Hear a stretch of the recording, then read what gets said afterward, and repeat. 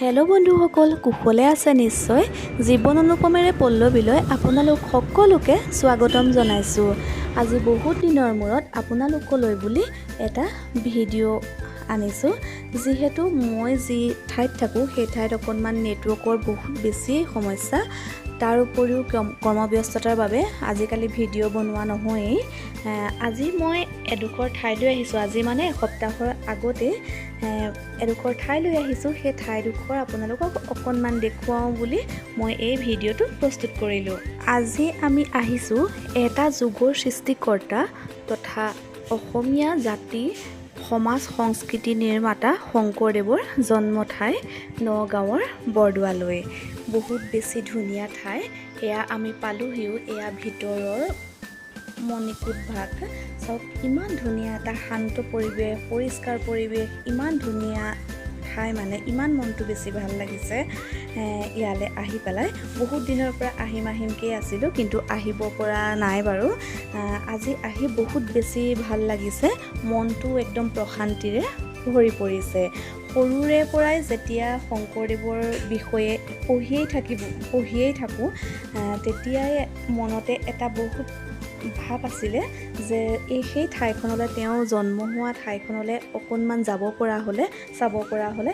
কিন্তু সেই সৰুতে ভবা কথাটো আজি মিলি গ'ল যিহেতু, সেইকাৰণেও বহুত বেছি ভাল লাগিছে।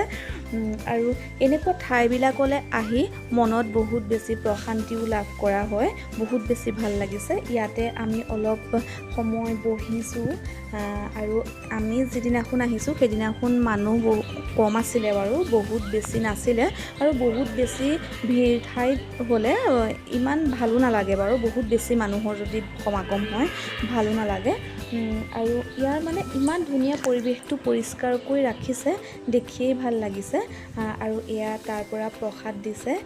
প্ৰসাদ লৈ আমি আহিছোঁ এইফালৰ পৰা। আৰু চাওক ইমান ধুনীয়া ওচৰৰ যিবিলাক পৰিৱেশ, একদম চাফাকৈ নিকাকৈ ৰাখিছে তেওঁলোকে। এইফালে এয়া আমি প্ৰসাদ লৈ ছোৱালীকো খুৱাই আছোঁ, আমিও খাই আছোঁ বহি পেলাই মণিকূট ভাগৰ সন্মুখতে বহি লৈ। সকলোতে বহি কৰি পেলাই মানে একদম ধুনীয়াকৈ থাকিব পাৰি। সৰু ল'ৰা ছোৱালী আনিলেও বহুত বেছি ফূৰ্তি পায়। আমাৰ ছোৱালীখনেও বহুত বেছি ভাল পাইছে। চাওকচোন ইমান ধুনীয়া লাগিছে ঠাইখন। মই সেইকাৰণে ভিডিঅ'তে মানে আবদ্ধ কৰি ৰাখোঁ বুলি ভাবিলোঁ।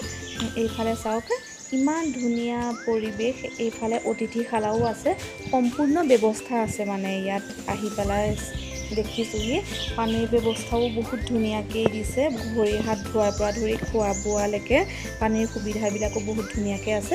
মানে আহি পেলাই মোৰ বহুত বেছি ভাল লাগিলে। আপোনালোকো যদি কোনোবা আহিম বুলি ভাবি আছে তেতিয়াহ'লে ইয়ালৈ আহিব পাৰে, বহুত বেছি ভাল পাব।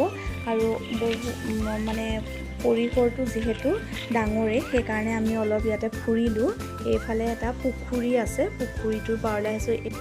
এইফালে আকৌ এয়া কীৰ্তনৰ কিছুমান খণ্ড বহুত ধুনীয়াকৈ ইয়াত লিপিবদ্ধ কৰি থোৱা আছে আৰু চিত্ৰিত কৰি থোৱাও আছে। এয়াও দেখি মোৰ বহুত বেছি ভাল লাগিছে। মোৰ এনেও ধৰ্মীয় অনুষ্ঠান বা ধৰ্মীয় ঠাইবিলাকলৈ আহি মই বহুত বেছি ভাল পাওঁ, মনটো ভাল লাগে।